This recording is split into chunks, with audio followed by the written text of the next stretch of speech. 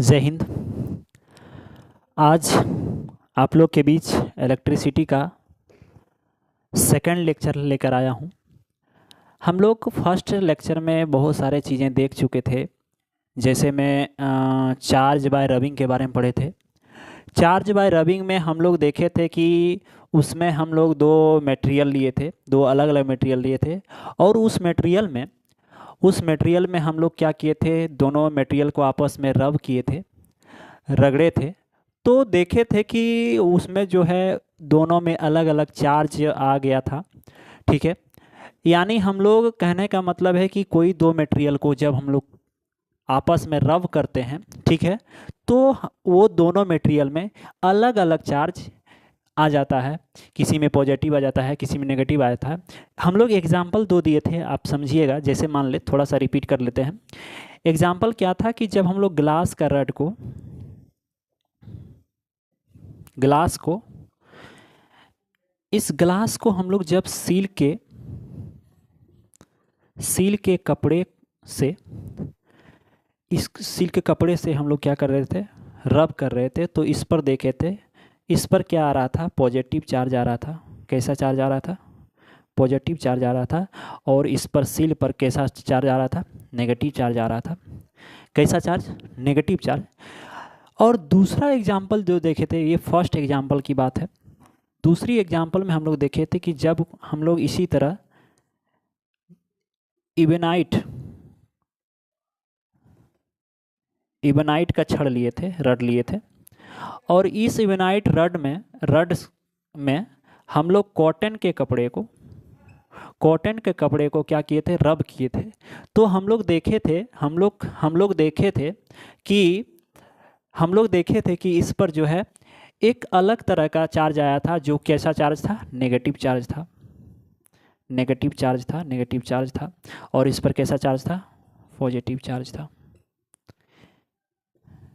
तो कहने का मतलब है कि जब हम लोग दो अलग अलग मटेरियल को हम लोग क्या करते हैं, आपस में रब करते हैं, तो ये एक दूसरे पर वो क्या होता है, फ्रिक्शन उत्पन्न करता है। और फ्रिक्शन होता है, फ्रिक्शन की वजह से वो एटम उसके क्या होते हैं, गर्म होते हैं। और वो गर्म एटम होने से की वजह से उससे क्या होता है, इलेक्ट्रॉन, उससे चार्ज निकल जाता है, उससे इलेक्ट्रॉन निकल जाता है, जो क्या होता है, चार्ज पॉजिटिव नेगेटिव होता है। यानी कहने का मतलब कि दोनों अलग अलग मटेरियल में कंफर्म है कि ये चार्ज होगा, वो पॉजिटिव हो चाहे नेगेटिव हो अलग बात है, लेकिन क्या, वो तो मटेरियल पर डिपेंड करेगा, लेकिन चार्ज होगा। इट में भी ये हो सकता है, ज़रूरी नहीं, ठीक है, लेकिन वो डिपेंड करेगा किस पर, मटेरियल पर। वो मटेरियल जो है कितना बॉन्डेड है। ये तो हम लोग बात कर चुके हैं, ये पिछले क्लास में चार्ज बाय रबिंग में। अब देखते हैं कि कोई भी हम इसके बारे में एक एक्सपेरिमेंट आपके बीच हम लाने वाले थे, बट लेकिन नहीं हो पाया, क्योंकि अभी जो वो पॉसिबल नहीं है। क्यों पॉसिबल नहीं है? क्यों, वो जो एक्सपेरिमेंट है वो बलून पर है। और वो बलून पर हम लोग किसे स्टैटिक चार्ज लाएंगे। वो स्टैटिक चार्ज केवल ह्यूमिडिटी होना चाहिए उसमें, यानी कहने का मतलब विंटर सीजन में पॉसिबल है, अभी पॉसिबल नहीं है।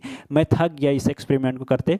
हम अब बता भी रहे हैं कि देखिए, हम आपके बीच में लाए थे, बलून लिए थे, और उसको हम एक्सपेरिमेंट बहुत सारा किए, बट लेकिन वो स्टैटिक चार्ज स्टोर नहीं हुआ, जिसके वजह से क्या हो गया, ये वो एक्सपेरिमेंट नहीं हो पाया। अभी बताते हैं हम क्या चीज़ करने वाले थे। जैसे मान ले, इसको हम लोग थोड़ा सा इरेज कर लेते हैं। जैसे मान ले, हम यही देख लेते हैं। जैसे मान ले, ये मेरा क्या है, बलून है, एक बलून है, और यहाँ पे एक दूसरा बलून हम लोग लिए हैं, ठीक है। और हम लोग ये दोनों सेम मटेरियल का है, हम लोग एक अलग चीज़ लेते हैं, एक रफ सरफेस लेते हैं, कोई भी रफ सरफेस। चलिए, रफ हम ले लिए थे। रफ सरफेस क्या, अपने ही बालों का, इससे बड़ा कोई रफ सरफेस हो ही नहीं सकता है, ठीक है। अब हम लोग क्या किए कि एक बार इस बलून को हम लोग हेयर में, अपने बालों में क्या किए, उसको रगड़े, रब किए। और फिर क्या किए, दूसरी बैलून को हम लोग फिर क्या किए, रब किए। तो इसमें देखे कि जब दोनों बैलून को हम लोग एक दूसरे से नज़दीक लेके गए, तो ये क्या किया, ये तो एक्चुअली किए नहीं है, बट लेकिन कहने का मतलब है कि दोनों क्या हो गया, प्लस दोनों का चार्ज था वो क्या था, सेम चार्ज था। क्यों सेम चार्ज था? क्योंकि वो अलग अलग मटेरियल के नहीं थे, सेम मटेरियल के थे, जिसकी वजह से क्या हो गया, यानी कहने का मतलब एक मटेरियल होने पर जब कोई रब करते हैं, किसी सरफेस में रब करते हैं, तो एक ही मटेरियल रहे तो चार्ज भी क्या होगा, सेम मटेरियल होगा, सेम चार्ज होगा। यानी कहने का मतलब बाल हेयर रहेगा तो कहना सेम मटेरियल है तो चार्ज क्या होगा, सेम चार्ज आएगा। यानी अगर यदि यही चीज़ अगर यदि हम इस दूसरे बैलून को हम लोग क्या करते हैं, हटा देते हैं, अब हम लोग क्या करते हैं, अपने ही हाथ, जैसे मान ले अपने हाथ को, ये अपना हाथ है, ठीक है, और इस पर हम इस हाथ से हम लोग क्या करें, अपने बाल पे स्टैटिक चार्ज स्टोर करेंगे, इसके रगड़ेंगे, रगड़ने के बाद हम क्या करेंगे, पहले से तो ये स्टोर चार्ज है ही, यानी कहने का मतलब है कि जब हम लोग इसको रगड़ेंगे अपने हाथों को और फिर इसको बलून को हम लोग लेके जाएंगे तो देखते हैं कि पहले क्या था, बलून एक दूसरे से क्या हो रहा था, रिपेल कर रहा था, यानी पॉजिटिव चार्ज क्या रहा, रिपेल हो रहा था, एक दूसरे से दूर भाग रहा था। लेकिन अगर यदि हम लोग इस पर करते हैं तो देखें कि इसमें जो है नेगेटिव चार्ज आ रहा था, जिसके वजह से क्या हो गया, यानी कहने का मतलब एक दूसरे से क्या हो रहा है, अट्रैक्ट हो रहा था, क्या हो रहा था, अट्रैक्ट हो रहा था। रीजन बेस्ड है कि इसमें कोई दूसरा चार्ज था, उसमें भी कोई दूसरा चार्ज था, जिसके वजह से अपोजिट चार्ज होने की वजह से क्या हो गया, एक दूसरे को अट्रैक्ट कर रहा था, और अट्रैक्ट करने की वजह से क्या हो रहा था, मटेरियल में अलग अलग चार्ज आया। तो कहने फाइनली हम रीज़न कह सकते हैं कि कोई भी मटेरियल सेम मटेरियल रहे और हम कोई रफ सरफेस में, कोई भी रफ सरफेस में अगर यदि हम उसको रगड़ते हैं, रब करते हैं, तो मेरा सेम मटेरियल का सेम चार्ज आएगा, ठीक है, और अगर यदि अलग अलग मटेरियल रहे तो वो क्या होगा, अलग चार्ज आएगा। ये है, तो कहने का मतलब इससे हम लोग एक लॉ पढ़ेंगे जिसका नाम है लॉ ऑफ इलेक्ट्रोस्टैटिक। क्या है, इसको इरेज करते हैं। इसका डोंट वरी, आप लोग दुखी ना हुए, इसका हम लोग एक्सपेरिमेंट, बलून वाला एक्सपेरिमेंट जो जब विंटर सीजन आएगा उस टाइम हम लोग बिल्कुल आप लोग के सामने रिकॉर्डेड वीडियो करके हम डालेंगे, ये मेरा प्रॉमिस है, और ये वीडियो हम जरूर दिखाएंगे आप लोगों को, डोंट वरी, आप लोग दुखी ना हो, ठीक है। आगे हम लोग बात करते हैं लॉ ऑफ इलेक्ट्रोस्टैटिक। एक आता है लॉ ऑफ इलेक्ट्रोस्टैटिक। ये लॉ ऑफ इलेक्ट्रोस्टैटिक क्या बताता है, तो बताता है कि like charge repel each other and unlike charge attract each other। यानी कहने का मतलब है कि इसका कहने का मतलब है कि लाइक चार्जेस एक दूसरे को क्या करेगा, रिपेल करेगा, और अनलाइक चार्जेस एक दूसरे को क्या करेगा, अट्रैक्ट करेगा। यानी कहने का मतलब है कि जब हम लोग पॉजिटिव चार्ज को किसी पॉजिटिव चार्ज के सामने लेके जाते हैं तो ये क्या होगा, ये दूर हटेगा, क्या होगा, दूर हटेगा। और जब हम लोग किसी पॉजिटिव चार्ज को किसी नेगेटिव चार्ज के नज़दीक लेके जाते हैं तो एक दूसरे को क्या करेगा, रिपेल करेगा, क्या करेगा, यहाँ पे क्या करेगा, सॉरी वहाँ पे अट्रैक्ट करेगा, क्या करेगा, अट्रैक्ट करेगा, और यहाँ पे क्या करेगा, रिपेल करेगा, क्या करेगा, रिपेल करेगा। यानी सेम चार्ज जो है एक दूसरे को क्या करेगा, रिपेल करेगा, और अपोजिट चार्ज एक दूसरे को क्या करेगा, अट्रैक्ट करेगा, क्या करेगा, अट्रैक्ट। इसी लॉ को हम लोग फंडामेंटल लॉ ऑफ इलेक्ट्रोस्टैटिक कहते हैं। इसी लॉ को क्यों कहते हैं फंडामेंटल लॉ ऑफ इलेक्ट्रिसिटी, इससे बताने से पहले हम आपसे एक क्वेश्चन पूछना चाहते हैं कि बताइए, कोई दो इलेक्ट्रॉन है, जैसे मान ली कोई पॉजिटिव इलेक्ट्रॉन है, कोई नेगेटिव इलेक्ट्रॉन है, तो एक दूसरे को अट्रैक्ट क्यों करता है। मान ले कोई पॉजिटिव इलेक्ट्रॉन है, पॉजिटिव चार्ज है, कोई नेगेटिव चार्ज है, और एक दूसरे को अट्रैक्ट क्यों करता है, इसका क्या रीज़न है। दूसरा क्वेश्चन है कि अगर यदि मान ले, जैसे मान ले ये मार्कर है, ठीक है, इसको हम लोग क्या करते हैं, ड्रॉप करेंगे। क्या करेंगे, ड्रॉप करेंगे। तो क्या हो गया, नीचे गिर गया। तो नीचे गिरने का क्या रीजन है, तो आंसर है क्या, ग्रेविटेशन। तो ये ग्रेविटेशन आखिर आया कहाँ से, ये ग्रेविटेशन आया कहाँ से।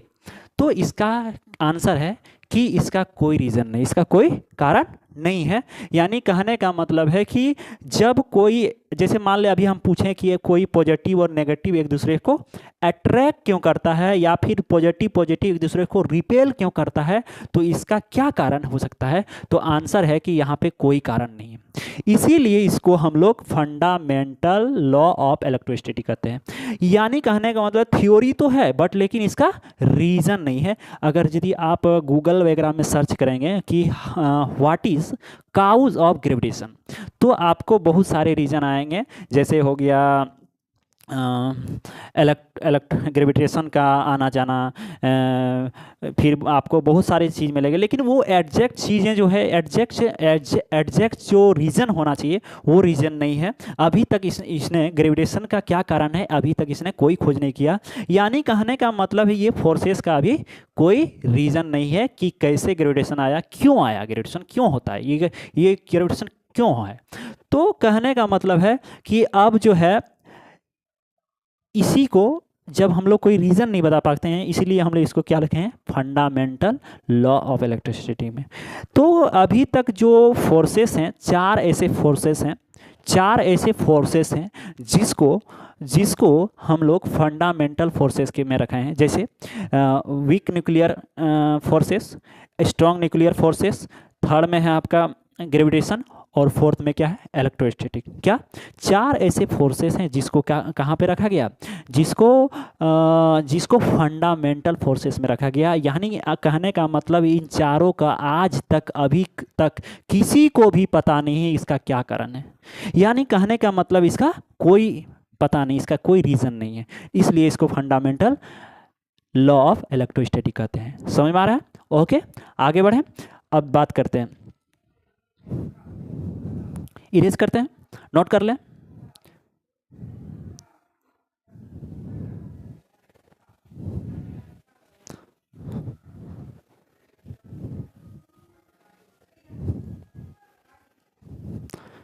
अब हम लोग आते हैं, how do mean by current, how do you mean by current.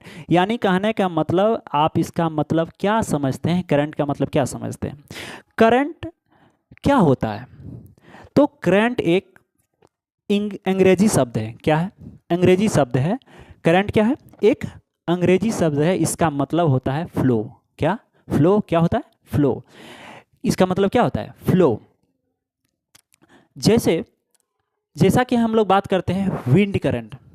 क्या, विंड करंट, विंड करंट मतलब, इसका मतलब कि हवा का क्या होना, फ्लो होना। क्या होना, हवा का फ्लो होना।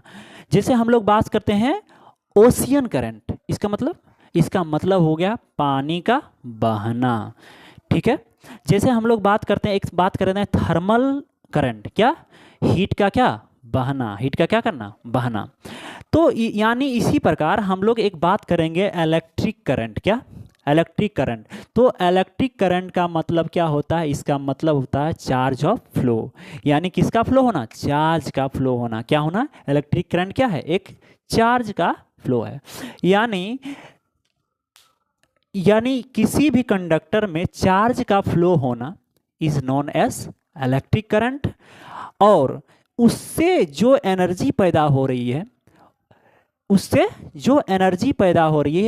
उसको हम लोग लेक्चर 1 में क्लास की शुरुआत में पढ़ा, इज नोन एज इलेक्ट्रिसिटी।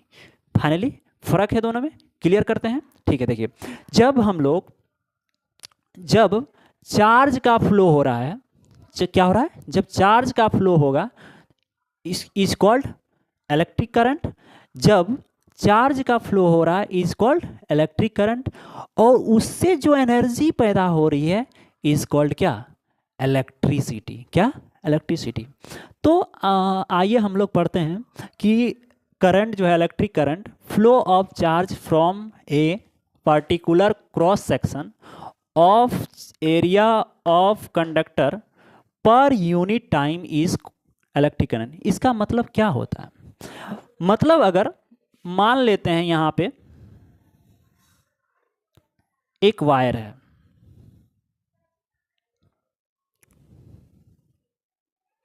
एक क्या है, वायर है। इस वायर में इधर मान लो एक Q नाम का चार्ज क्या हो रहा है, फ्लो हो रहा है। Q नाम का चार्ज फ्लो हो रहा है।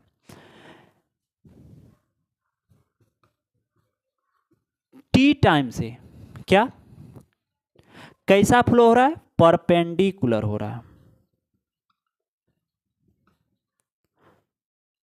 फिर से यहां पे मान लेते हैं, यहां पे अगर कोई एक वायर है और इधर मान लो कि Q नाम का चार्ज क्या हो रहा है, फ्लो हो रहा है हर T टाइम पर।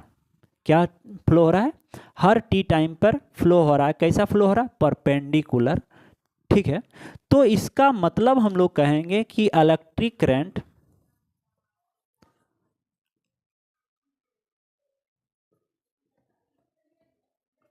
इलेक्ट्रिक करंट होता है कि चार्ज कितना फ्लो हो गया, कंडक्टर से चार्ज कितना फ्लो हो गया पर यूनिट टाइम। क्या, इलेक्ट्रिक करंट का मतलब हुआ कि चार्ज उस कंडक्टर से कितना फ्लो हो गया पर यूनिट टाइम। ओरली इसको यदि बोला जाए तो charge of flow. Electric current क्या है, चार्ज ऑफ फ्लो है। Electric current is charge of flow. अगर यदि मैथमेटिकली बोलें या इसका वैल्यू दें, मैथमेटिकली बोलें या इसको वैल्यू दें, तो इसको हम लोग बोल सकते हैं कि चार्ज पर यूनिट। क्या बोलेंगे, चार्ज पर यूनिट। इसको हम लोग नहीं भूलेंगे, क्योंकि इलेक्ट्रिक करंट एक्चुअल में होता है कि चार्ज जो है पर यूनिट कितना चार्ज क्या हो रहा है, फ्लो हो रहा है। तो इसको हम लोग नहीं भूलेंगे, यानी चार्ज पर यूनिट होगा। यानी कहने का मतलब इलेक्ट्रिक करंट क्या होता है, चार्ज पर यूनिट होता है। ठीक है, ये इलेक्ट्रिक करंट है। अब हम लोग बात करेंगे कि इलेक्ट्रिक करंट को हम लोग किससे डिनोट करेंगे, आई से। किसे रिप्रेजेंट करेंगे, इलेक्ट्रिक करंट को हम लोग आई से रिप्रेजेंट करते हैं। किससे, तो आई इक्वल्स टू, और चार्ज को किससे, क्यू से, और टाइम को किससे, टी से। ये तो सबको पता है। यानी कहने का मतलब है कि आई इक्वल टू क्या हो गया, क्यू बाय टी। अब आपके हिसाब से यहाँ पे देखा जाए कि इलेक्ट्रिक करंट का एसआई यूनिट क्या होता है, तो इसके अनुसार से एसआई यूनिट जो होगा, एसआई यूनिट आप लोग, आई होप आप लोग जानते होंगे कि चार्ज का जो यूनिट होता है वो क्या होता है, कूलम होता है। ये शायद आप लोग 9th क्लास में पढ़े होंगे कि एक इलेक्ट्रॉन में कितना चार्ज होता है, तो 1.6 इंटू 10 पर पावर 19 कूलम। ये तो पढ़े होंगे 9th क्लास में, याद आ रहा होगा।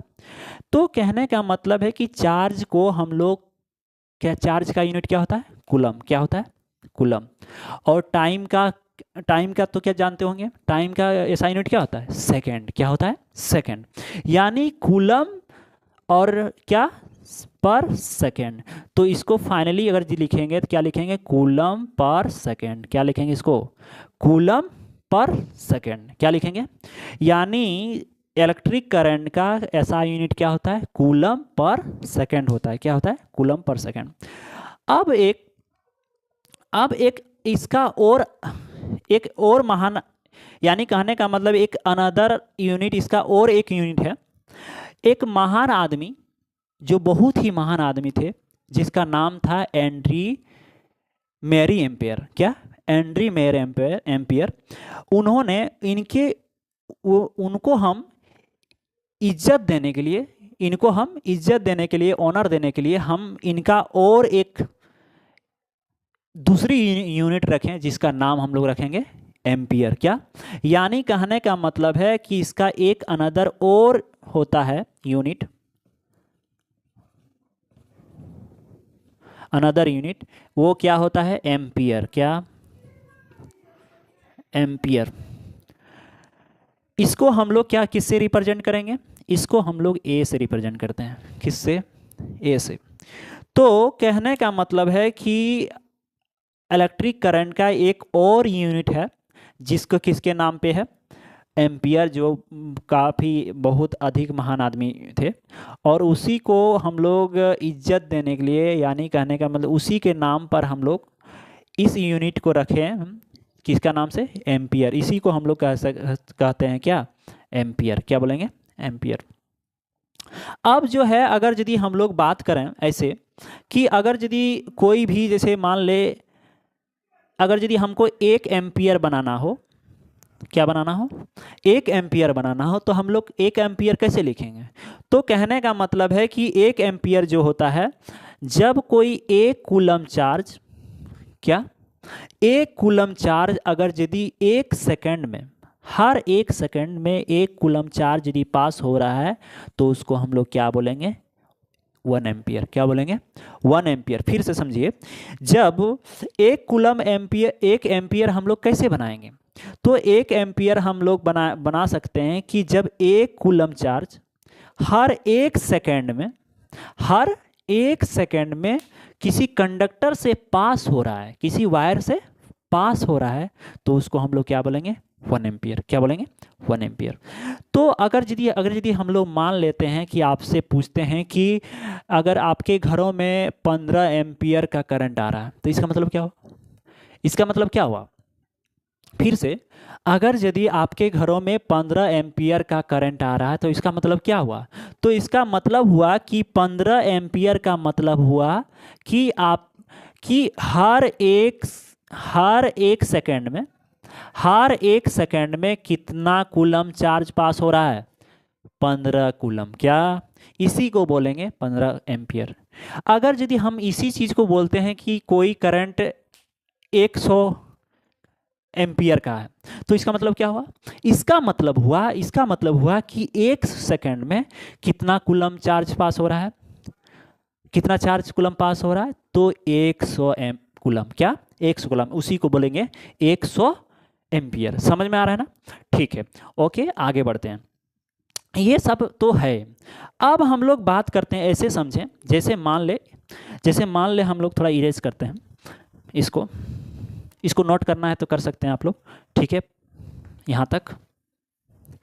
अब हम लोग बात करते हैं कि कोई चार्ज है, चलो भाई समझे अभी हम लोग कि कोई भी वायर है, उसमें क्यू, क्या नाम का चार्ज पास हो रहा है, क्यू नाम का चार्ज पास हो रहा है। तो हम यदि बात करते हैं कि कोई चार्ज है, कोई वायर है, और उस वायर में क्या चार्ज, कैसा, क्या पास हो रहा है, चार्ज पास हो रहा है, ठीक है। तो हम आपसे पूछें कि बताइए कि उस वायर में कौन सा चार्ज फ्लो होगा, पॉजिटिव चार्ज या नेगेटिव चार्ज, कौन सा चार्ज फ्लो होगा, तो आंसर है नेगेटिव चार्ज। क्यों, क्योंकि हमेशा जो है किसका फ्लो होता है वायर में, किसका फ्लो होगा, इलेक्ट्रॉन का। क्या, और इलेक्ट्रॉन हमेशा क्या होता है, नेगेटिव चार्ज होता है। तो कहने का मतलब है कि वायर में, हम लोग का वायर जो है घरों में, वो कौन सा चार्ज होगा, नेगेटिव चार्ज होगा। कैसा चार्ज होगा, नेगेटिव। समझ में आ रहा है। तो कहने का मतलब ये मेरा। अब देखिए, यानी कहने का मतलब कोई भी वायर में क्या दौड़ रहा है, इलेक्ट्रॉन दौड़ रहा है। क्या, इलेक्ट्रॉन, ठीक है। अगर यदि ऐसे हम समझे, जैसे मान लेते हैं, इसको नोट कर लीजिएगा आप लोग,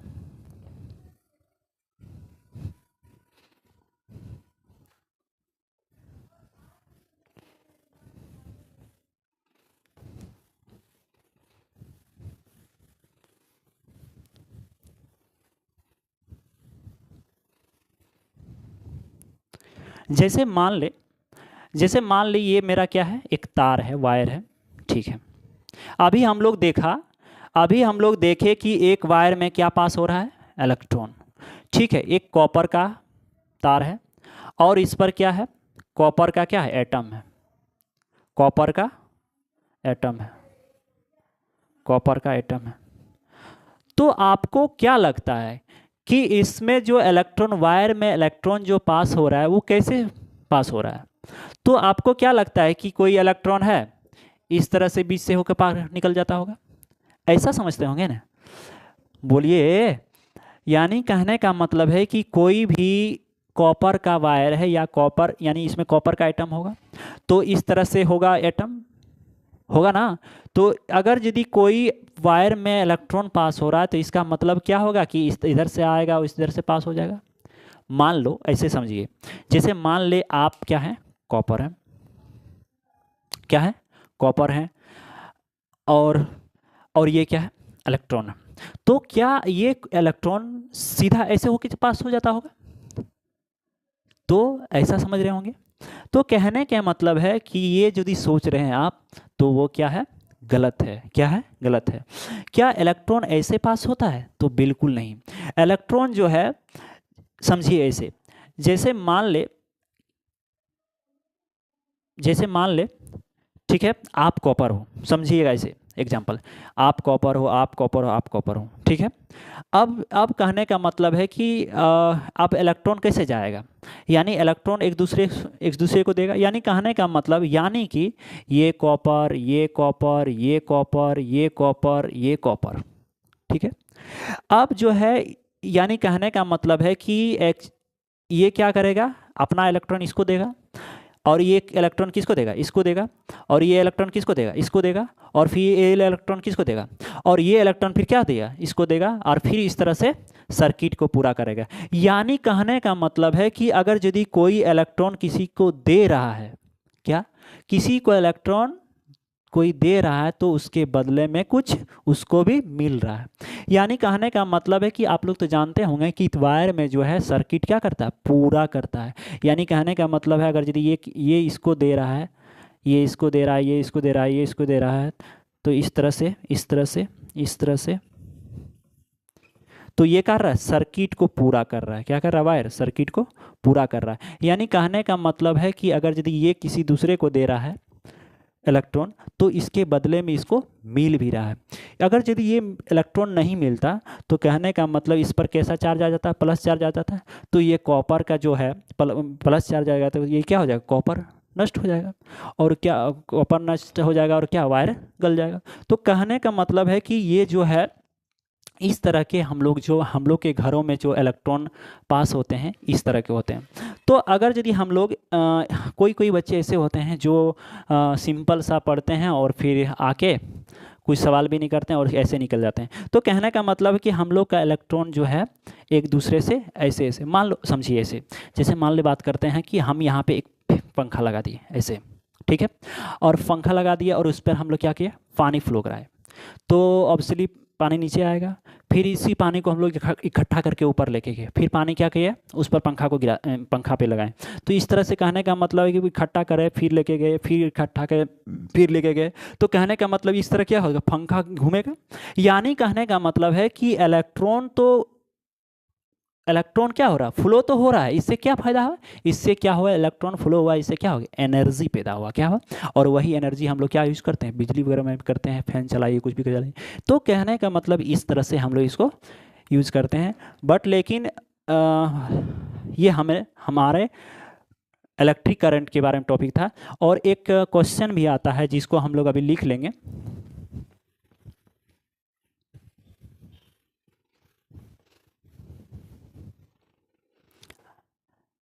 एक क्वेश्चन होता है जो क्वेश्चन बोर्ड में काफ़ी पूछता है। क्वेश्चन ये है, define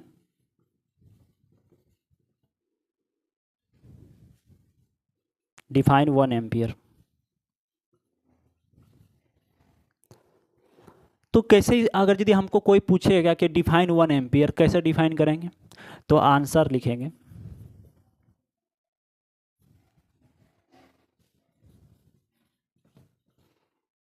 when 1 coulomb charge passes through charge passes through cross section of conductor in 1 second,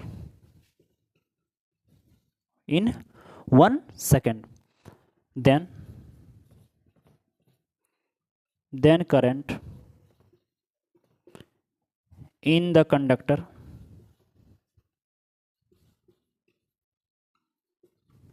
in the conductor is said to be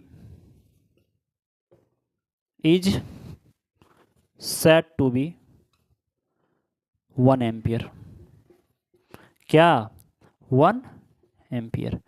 therefore 1 ampere equal, अभी हम लोग देखें कि जब हम लोग 1 कूलम चार्ज हर 1 सेकंड में पास करते हैं तो उसको हम लोग क्या बोलेंगे? 1 एम्पियर। और इसको जो है नोटेट कौन किया था, इसके ये किसके नाम से आया था? नोट में लिखिएगा, ampere.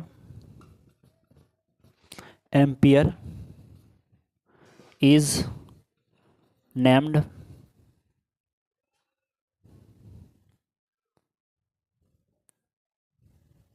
After Andre Marie Ampere. किसके नाम पे? एंड्री मेयर एम्पियर के नाम से रखा गया, इसको नोटेट किया गया। तो कहने का मतलब है कि हम लोग जो है कोई भी, ये तो आप लोग अभी आप देख रहे हैं कि यहाँ पे कोई हैरान करने वाली बात नहीं है कि हम लोग आसानी से एक इलेक्ट्रॉन 1 एम्पियर बता दिए कि एक कूलम में कितना एक कूलम जो है कितना सेकंड में पास हो रहा है, यानी कितना सेकंड में? 1 सेकंड में। तो ऐसे हम लोग बता दिए कि 1 एम्पियर बराबर ये होता है। तो अब ये हैरान करने वाली बात नहीं है जब हम लोग पढ़ेंगे इलेक्ट्रॉन के टर्म में कि हम लोग 1 एम्पियर कैसे बनाएंगे। तो उस कंडीशन में हम लोग जो है इलेक्ट्रॉन के टर्म में जब पढ़ेंगे तो देखेंगे कि हम लोग कैसे उस तरह का 1 एम्पियर कैसे बनाते हैं। वो काफ़ी हैरान आपको लगेगा कि हम लोग कोई भी नंबर ऑफ इलेक्ट्रॉन को कैसे हम लोग कूलम को हम लोग नंबर ऑफ इलेक्ट्रॉन में कैसे लिखते हैं। तो फाइनली जो है इस तरह के हम लोग का टॉपिक है। तो अगला नेक्स्ट क्लास में मिलते हैं। ठीक है, सी यू।